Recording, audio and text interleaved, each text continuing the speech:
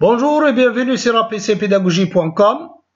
Je vous propose une solution pour l'exercice suivant. Exercice au VBA. Écrire un programme VBA puissance. Le nom de ce programme, ça sera VBA puissance, qui demande à l'utilisateur une valeur X à saisir dans la cellule B3 et un exposant Y qui sera saisi à la cellule C3. Une fois la cellule C3 est changée, le programme vérifie si les deux cellules contiennent des valeurs. Si c'est le cas, la cellule D3 contiendra le résultat de X à la puissance Y. Sinon, un message d'alerte sera affiché dans la cellule. Donc, c'est un exercice simple. Sa résolution au niveau de VBA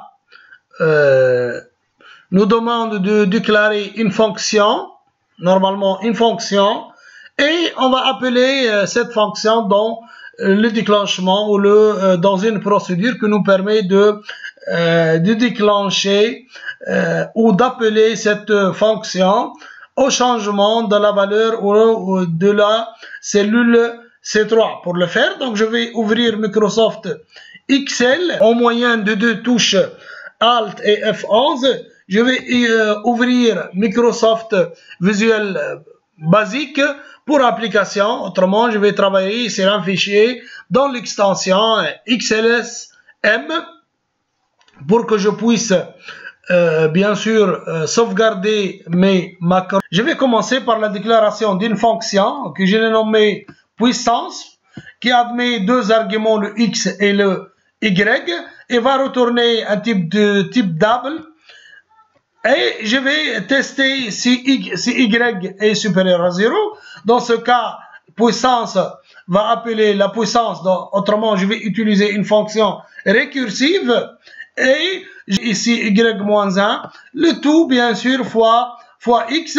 Et dans le cas contraire, si Y est inférieur à 0, donc la puissance est Y plus 1, le tout sur X. Bien sûr, si dans l'autre cas, autrement, si Y égale à 0, donc on aura comme étant résultat égal à 1. Maintenant, c'est tout pour la fonction.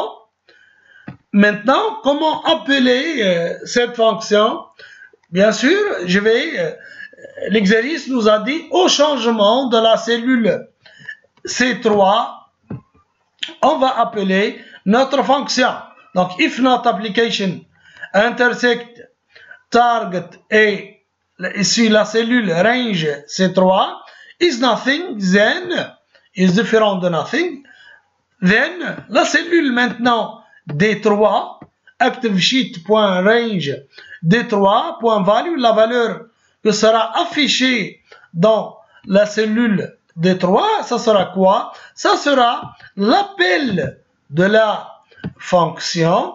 Bien sûr, ma fonction admet comme étant argument le X et le Y.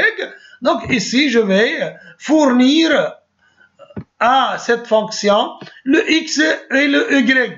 Le X, ça sera saisi dans la cellule B3 et le Y, ça sera saisi dans la cellule C3. Et vous voyez ici B3, donc je vais saisir le X, ici ça sera le X, bien sûr le X dans la cellule et le Y dans le C, et ici ça sera puissance, bien sûr, le résultat souhaité. Bien sûr, quand je vais écrire par exemple 5 ici, vous voyez, rien n'a été changé.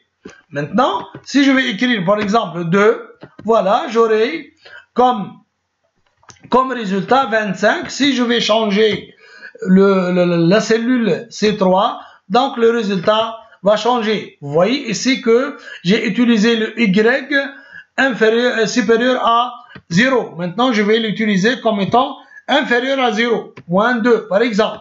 Moins 2, ça sera, autrement, c'est le 1 sur, donc 0,04. Maintenant, je vais l'utiliser comme étant 0. 0. Le résultat, ça sera 1. Merci et au revoir.